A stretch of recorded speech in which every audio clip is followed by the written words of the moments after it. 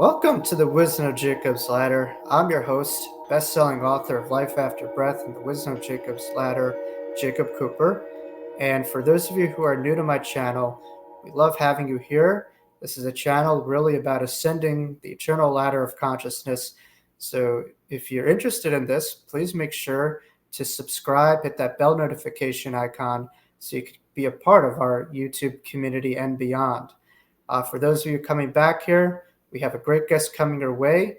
Make sure you share your comments, like buttons, and share this video with any friends or family that you know of, because this is going to be a powerful conversation today.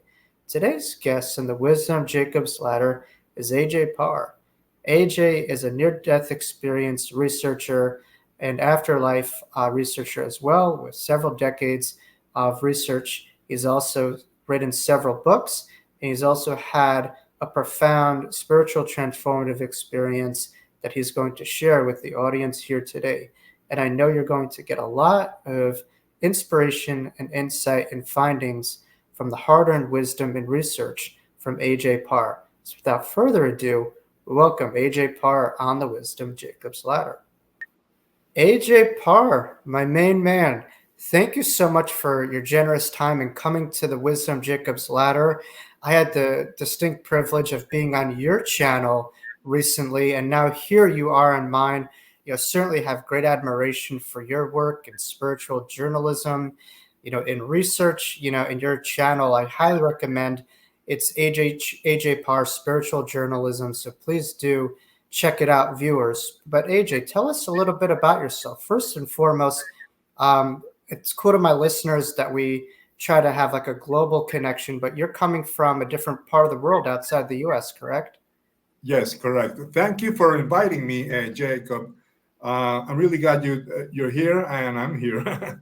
But I want to mention that I'm from. I was born in Venezuela, but I had to leave the country due to the political situation. So I moved to Colombia, and 30 years ago, in 1991, when I was living in Venezuela, I had this experience that I could not understand. So I woke up in the middle of the night in a completely dark environment. I woke up, could not see my hands. I held them up against my face, could not see anything. And I had learned something when I was a kid, and it was to be conscious when every time I had a dream and I had a nightmare, I would realize that I was dreaming. So this is what I later found out that's called lucid dreaming. So yes. When I was a kid, I had a lot of nightmares. So every time I had a nightmare, it was really scary. But one day I realized that it was a dream. So I started changing the dream. And afterwards, I decided to wake up. I concentrated and I woke up. So I had learned that technique when I was a little kid. I had practiced it a whole lot. So when I woke up in this complete darkness, I decided to wake up. I woke up. The following night, I had the same experience. I woke up in this complete darkness. And again, I got scared because I couldn't see anything. And I felt that there was someone there in that pitch black darkness. So once again, I concentrated and woke up. The third night, it happened again. So I was really scared because I did sense that there was an entity there. And when I decided I was going to leave, I heard a voice. This voice said, "Relax, all is one." So I already knew that everything is one. I had a oneness experience when I was a teenager. So I said, okay, I'm going to trust this voice instead of being scared. And then I realized that feeling that I had in my chest, which I thought was the feeling of being scared, it was a feeling of emptiness that grew and grew and expanded and expanded. And all of a sudden I was not only bigger than my body, but I felt I grew, my chest expanded so much that I practically covered the whole world and even the Wow. whole universe. Wow. I exploded and I became light. Hmm. I could see up and down, to the right, to the left, in all directions at once, and I had no body. I was simply consciousness. I had this experience of bliss, and I could see all around me, but I could also see the center of this star. I think it's I always called it like a star or a sun. Okay, I was in the middle, but I could also focus on the end. I could even see each ray of light and the empty space between each ray of light. Wow. So this was, and I had no sense of myself. I could not remember who I was. I didn't even care. I was that, and I had always been that. So I don't know how long this went. I remember I did go to the end, and it was like infinitely. Um, the rays of light that they all emanated from the center, but they were infinite in Hmm. their extension. Wow. So I kind of played around, and I focused on the center. I focused on each ray. I focused on the end, and after that, I suddenly woke up in my bed, and I say, "What?" I couldn't believe what had happened. I could not understand what had happened. This was in 1991. Wow. And I felt that I was everything. So I Hmm. woke up and I walked up to the wall, the nearest wall, and I pressed against the wall. And I felt that I was my hand pressing against the wall, but I was also the wall pressing back. And Wow. for about 2 weeks, I could feel that I was the world outside me. Hmm. And this slowly faded. And after that, I started a quest to try to understand what had happened. Back then, I did not know anything at all about near death experiences. And I started studying different religions. So I joined different religions. I learned like 8 or 10 different meditation techniques. I had already been initiated by Guru Maharaji when I was a teenager, Hmm. and I already had some experience meditating. But after that, I joined Maharishi Mahesh Yogi with transcendental meditation. I joined the Freemasons, the Gnostics. I I I studied with a Buddhist a monk. I was also a follower of Sai Baba. So I did a lot of research. And during the next 30 years, I studied different religions. And each time I met someone from a different religion, I asked them, "Hey, have you ever felt what I felt?" And I described it. And no one had experienced that. Hmm. So during the last 10 years, I decided to write about the different religions. And I concluded basically that all the root of all religions is one. And I started comparing the Advaita Vedanta, which is the basic of Hinduism. It's a non-dualistic religion within Hinduism.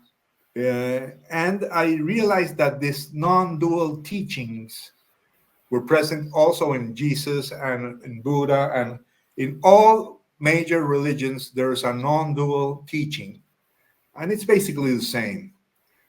I studied also the teachings of Eckhart Tolle.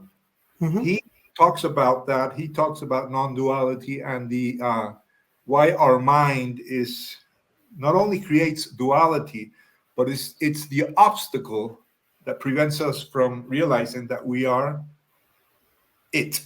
We are the universe. We are one. So I wrote, after writing around 15 books on comparative religion study, I met this journalist. I'm a journalist also.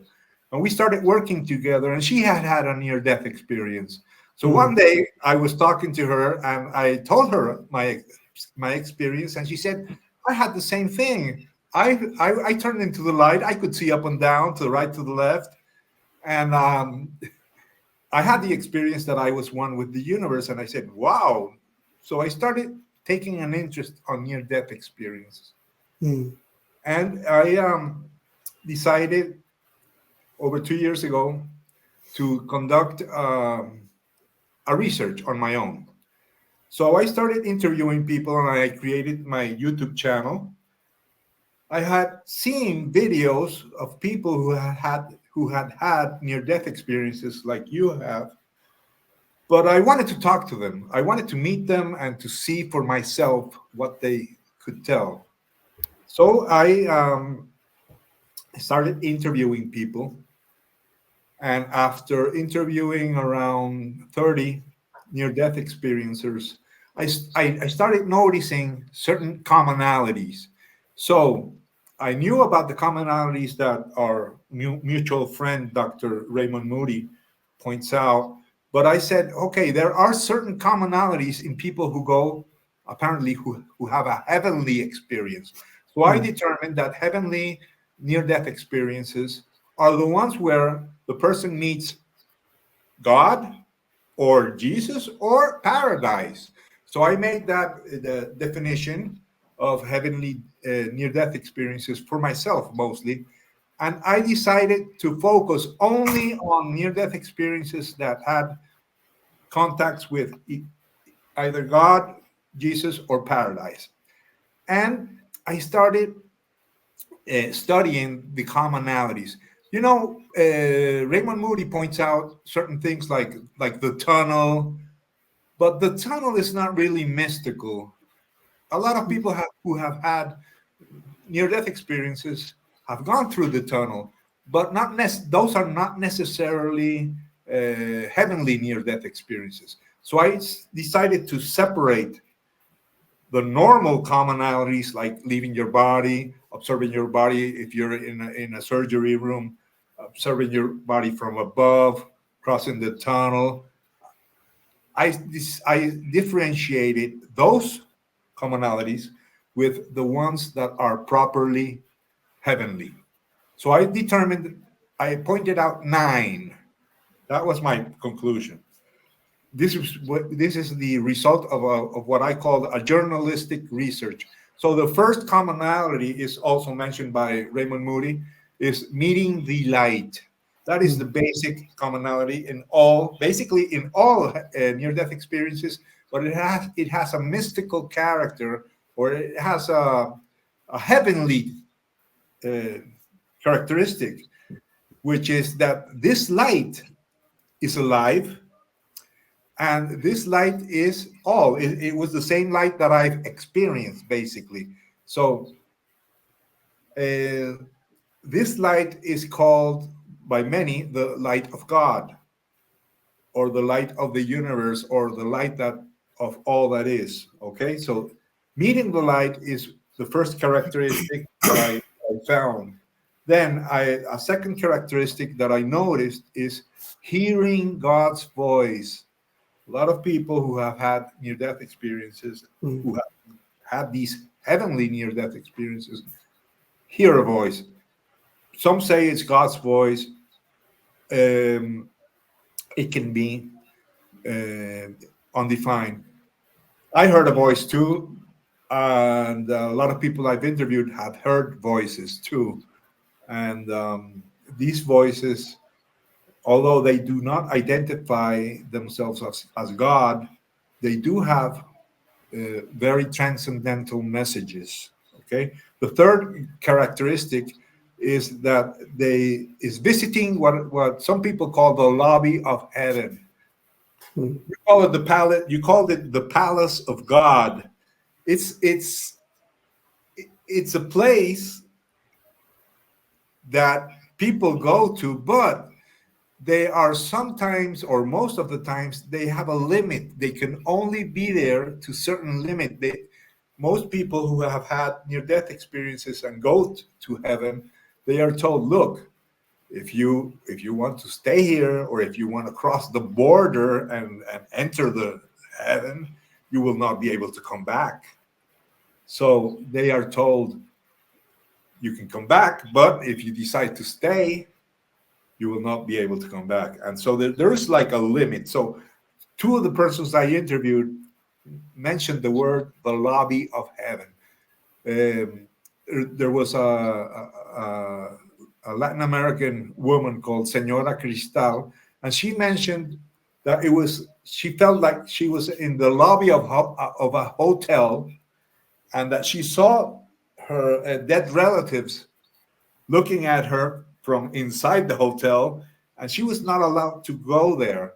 And there was another guy who also mentioned it was the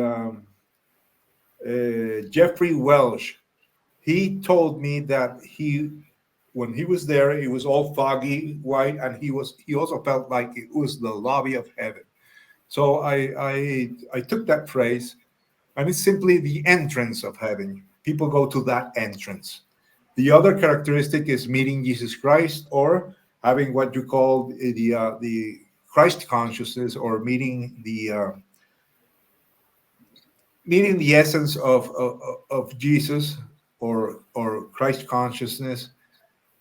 Some people meet a loving being of light. Other people see a guy with long hair, beard, that looks like Jesus. Uh, Other people have asked him, "Are you Jesus?"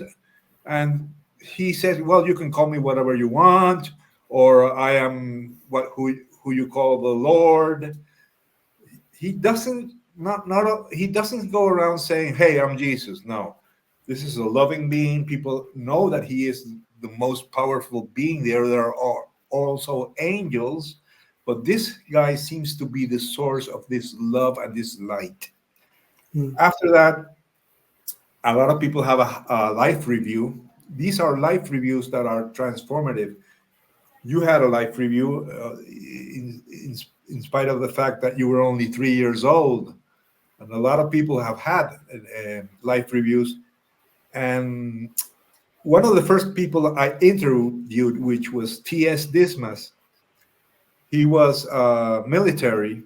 And when he told me that he reviewed his past life, not only from his point of view or from his perspective, but also from the perspective of Mm. those he was with. For example, he was judged not by not by the things that he had accomplished. He was judged by the way he treated people. So every time he mistreated someone in his life, he had the chance to relive that. But he did not only relive that episode from his perspective, but also from the perspective of the person he mistreated. So that was really transformative. And after, when he came back, he realized that he had to change his life, and now he works helping homeless people, Wow. and Yeah. he made of his life, a service to others. So Mm. there was this other guy, Robert Baer. He had a heart attack, and he also had a near-death experience, and Yeah. he also We had know. a We life. know Robert. Yeah, Robert, his life review is really amazing. And he also presently works helping the homeless. So, Right. You do see that a lot with people who've had NDEs, that they're devoted to a life of service. The values that they might have had prior to their near-death experience shift to, yes. less of the ego and more of service in the spirit. Unquestionably so. Now, AJ, I'm wondering for you, like it seems from what you described, you had like a very profound out of body experience. Um, and it almost reminds me when I'm hearing it. I don't know if you've ever seen the movie Out on a Limb with Shirley MacLaine, where she had Oh, yeah. something similar, and that was around that time frame it was released. I think in the late '80s, where she connected to a silver cord, and she was able to go up to all the planets and the galaxies, and fascinating. But I'm wondering for you, what parallels do you see with your OBE and near-death experiences that you currently research? Do you find, any Well, symmetry between what you had and what you're studying at all? yeah, well, there are certain commonalities. That's why I define it now as a near-death-like experience. Why? Because that dark place where I went to, a lot of people have experienced it. Among them, PMH Atwater, Dr. Mm-hmm. PMH Atwater, and she calls it the void. And this, she told, I talked to her, I interviewed her also, and she told me that the void, this complete darkness, pitch black darkness, is the prelude of the Mm-hmm. light. So Right. in near-death experiences, you cross that dark pit before reaching the light. So that was a characteristic that I noticed. After that, I also interviewed other people who went through that also, and being in the light and merging with the light is another characteristic, and feeling bliss, uh, joy, forgetting about yourself, having no verbal consciousness, only. Uh, Mm. it's another type of consciousness that is simply, it can be defined as awareness. Okay, Mm. so I basically think now that I either stopped breathing and had some sort of contact with death, or I had an out of body experience and reached those planes of existence. But I do feel that only people who have had near death experiences have had what I had, Mm. 360-degree vision. So after studying different religions and realizing that mystical experiences are the basis of all religions, and spirituality, which is direct contact with the divine, or with this Mm. what people call God, the universe, is the basis of all religions. Trying to put a religion theory in words is a big mistake. Plenty times what you hear about near-death experiencers when they come back is sometimes they're very selective when they do come out of the NDE closet, but many times they understand, wow, I had this thing not for myself, but to really to share to others. So certainly words are limiting in a way, but they are the vehicles of transformation that we have of this reality. And I always, when I do my workshops, I encourage people to really get into deeper parts of their own being, so those words permeate deeper. They're not just on the surface level, but we're able to really feel it on a lot more of a deeper experiential level. But do you feel with near-death experiencers that they are to share their experience, that there's a purpose behind what they had, or they're just to have it for themselves and to not talk about it? Like, what do you think? Well, I think it's really great that people are talking about it, because this did happen 20 years ago. No one talked about it, and no one Mm. understood really what was going on. There are certain things that you should not talk about. You Mm-hmm. know, when in the spiritual realm, there are these spirit guides, Mm. spirit teachers, who they manifest in dreams, and I've been told by them that there are things I can mention, but there are others that I should not mention. Why? Because it's really like an initiation.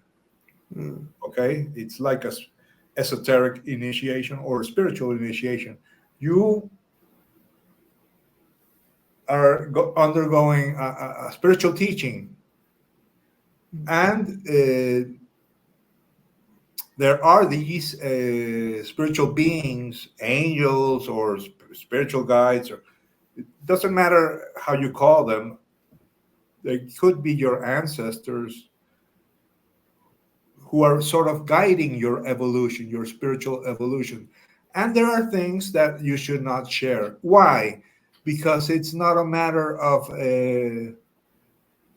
boasting about it. You cannot. It's the ego can get in the way. For example, I have had 5 near-death experiences, and I go around telling everyone. So I think I'm superior, and I start treating others that like as they are inferior. So that's wrong. Or you had a near-death experience, and you all of a sudden you think that that you're the only one who has the universal wisdom, and that you have direct contact with spirit, and that spirit determines what you do, and so the other people are wrong. And that's a mistake. So if you take things with egoistically, if the ego gets in the way, it edges God out and edges spirituality out, definitely. And at least I know for myself, that's similar to you, is through researching near-death experiences that I was able to really understand that this wasn't just me who had this was other people who had it. Right. And once that happened, it turned from a burden into a blessing, because I was able to understand that, yes, other people have it, and it's not for myself to hold on to, but for myself to let go of. So absolutely, the universality that you experience with meeting someone else who had your experience and other near-death experiencers who hear other stories makes them understand that this isn't just ours. We all belong to the same cosmic source, and it's a reminder of that. Right. I think the main lesson here is that I lost the fear of death. Okay? When not after having my experience, after I realized that there were other people who have had similar experiences, and after realizing that people who have actually had physical death or clinical death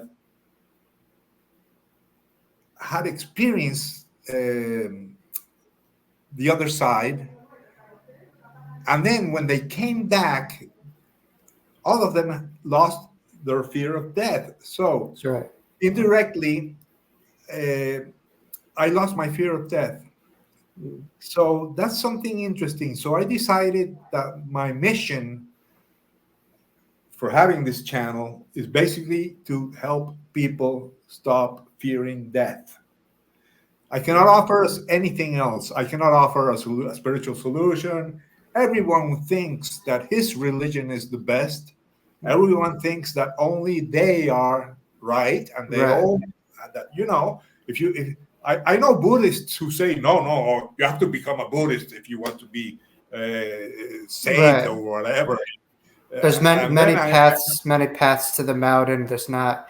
We're talking about a multidimensional reality, not a unidimensional reality. So it's funny, but you make a profound point. But you're always like an illusion. It's like an optical illusion.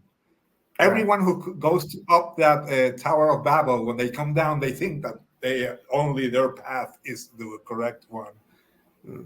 But just like you said, there are many paths that lead to Rome. Right. You make a great point, though, because as a therapist, I notice, really death is one of the biggest fears that people have, including public speaking, which near-death experiencers usually do both, where they do public speaking and they talk about death. So that's good, what you call exposure therapy to our greatest freedom by facing our biggest fears. But why do you feel personally that the fear of death or reducing or eliminating it is so significantly subjectively or objectively, would you say? Why do you feel that's so important? Like, how could that change someone's life, in other words, once they lose that fear? Well, I think I studied this phenomenon, which is why do we fear death, and why is it so traumatic to think about that? And I reached this conclusion. We all have a survival instinct. Okay. As animals or as biological beings. All living beings in the animal kingdom, they have this survival instinct. Even unicellular beings, if you blow a torch, they will flee. Okay, they all want to remain alive. Okay, Yes. so that's an instinct. A dog or a cat or any animal, if This you is try true, to harm them, they will flee. Okay, They want to that's live. Yeah. okay. Yeah. But the human being is the only animal who knows that we will die. So there is a contradiction here. We have the survival thing that tells us that we must survive above all, and then when we see that other beings die, other humans die, and other animals, we have a mental conclusion that tells us that we're going to die. So these two, when they crash, it creates a trauma. It's what they call the existential trauma. The resistance Okay, and so- the acceptance of death, you would say. The Right. resistance or the conceptualization of death, that we have the capacity to conceptualize, understand, it. Right. So, yeah. So that kids don't really understand that when they're about 3 years old. Like when you had that near-death experience, people don't really understand what death is. They think, okay, he died, he was buried, but they do not understand that that's the end. It takes a while for us when we grow up to realize what it means. And the older you get, the more threatened you feel, because You have more to lose and you've lived here more. Yeah, you're holding on to more experiences. And no, not only that, but you're getting closer to the end. Right. Each day is another day closer towards that place. Right. Yeah. So, but when you understand that we are spirits, a lot of people say we are spirits having a human experience. Okay. It's true, but when we realize that time does not exist, like Albert Einstein said, he said time and space, they are simply relative concepts. If you really understand that time and space do not exist, and that all that exists is an unknown local reality, which is pure energy, if you really understand that, then you must understand that you were never born and you will never die. Because if there is no time, then we were never born and we will never die, because being born and dying depends on time. And there's another thing I realized, that when I had my experience, I had this download during the first days right after. I had an explanation by God, the source, and he explained this to me. He said, in the beginning was the One, and the One was all alone, but he wanted to play. So he divided himself into two and gave number two amnesia, and thus the game began. What does this mean? We are God with amnesia. We are the One. If everything is one, then we are also the One. Why don't we realize that we are the One, that we are God? Because we have been given amnesia. Why were we given amnesia? Because it's the only way you can have individuals. In order to be an individual being, you have to forget that you are all. But in reality, all is one. This non-local reality is really one reality. So would you say that?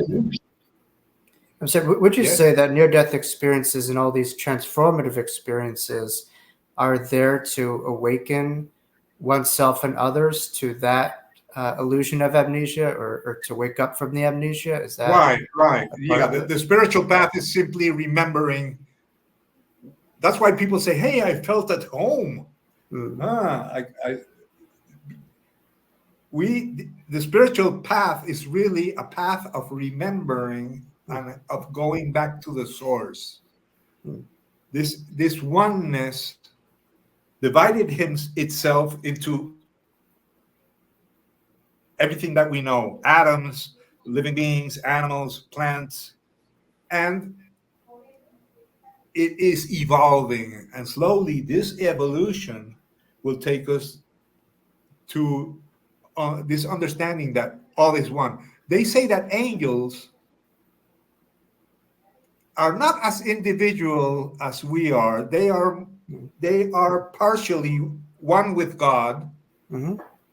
and they act more like a group. Like when you see a flock of birds flying and they all make the same movement. Okay, we are Yeah. part of that. We are part of one. We are not individuals. We think we are, Mm. but we are not. We are. Amen. I also compare it like the fingers. Right. We are like fingers of this being, and we think we are individual. It's like one finger thinks, "Oh yeah, I'm this finger," but he thinks that the other fingers are different. But no, they are all part of the same beings. Yeah. So Wow. Wow. uh, So this true. separation is an illusion. That's why when people have near death, when they have a life preview, that's why you can feel what the other felt, Mm. because you're in this other reality and you are able to have this empathy. Mm. You're empathic and you can feel what others feel, Right. but it's only because in that other reality there is the separation that we experience here of duality is not as profound. uh, this is a dual world. In order to be, if it's a dual world, it means that oneness cannot be experienced in this world, Mm. because we will have light and shadow, good and bad, you, me. But in reality, I am you and you are me, Mm. we are all one. And that's what something that Jesus taught, and all the big Mm. masters have also taught, that treat the others as you would like to be treated, or uh, try to see God in everyone, or try to understand that we are all in it together. Mm. Basically, this teaching, people call it Christianity or whatever, but they say that the golden rule is treating others like you would like to be treated. That's the basic teaching. Mm. That's the basic teaching of near death experiences. Yeah. And it also seems to be the teaching that you experienced in 91 with your experience, where you experienced that oneness, or that everything was interconnected. And so Right. today, without getting too specific, because we don't really focus on, it's not a political station or stuff like that. We're not trying to add to division, but there is a lot of primitive exhibited behaviors that haven't evolved, for Right. thousands of years still going on. So how could people really come closer to this? What I think is heaven on earth, this lack of duality, this oneness, this understanding that what you do to another is what you do to yourself. Like, Right. how could we move the needle? Because right now, yes, there are people that are still, growing and evolving, but then there's also a polarity of some, souls who are just very separated from it. And I feel sorry that they are just so disconnected from this truth. Yeah, the How do we, religious wars, for example. right, How can there be religious wars if there is only one God? right, these people are still living in the Middle Ages. That's what's going on. You remember the church in the Middle Ages and everything in the Middle Ages, was really superstitious. So a lot of people are still there. Right. So it will take maybe 100, 200, 300 years, maybe less, hopefully less, but people will leave that behind. Right. The gang mentality has to go. The us versus them thing. It just hasn't worked then. It's not going to work now. It's not, so yeah, we hope that people awaken to this. AJ, I'm sure there's a lot of viewers who took in so much of what you had to say, and I think it really did speak to the current moment that we're in, which is pivotal. I know you mentioned the Tower of Babylonia, but it seems like people who have these experiences, they come down from this, mountain. They recognize there's thousands of other mountains to climb, but they also have to come down, and there's wars going on behind them and people who might be struggling, or it's hard to integrate. I'm wondering for yourself, do you have any messages for people who might be struggling, on their climb up the ascension mountain with everything going around them, or any specific intuitive messages that we have before we conclude our very powerful conversation here with AJ Parr? Well, I think people should continue learning more about near-death experiences. I think near-death experiences are replacing the common religious teachings, because understanding that everyone who has had a near-death experience has a different experience reveals something. And what does it reveal? That everyone can experience God differently. So spirituality is not something that we will all experience exactly the same. There should be no problem if you see Buddha and I see Christ and the other I see Krishna, because they are all the same. So when planet Earth understands that there is only one God and one basic spirituality, all religious wars will end. All discrimination will end.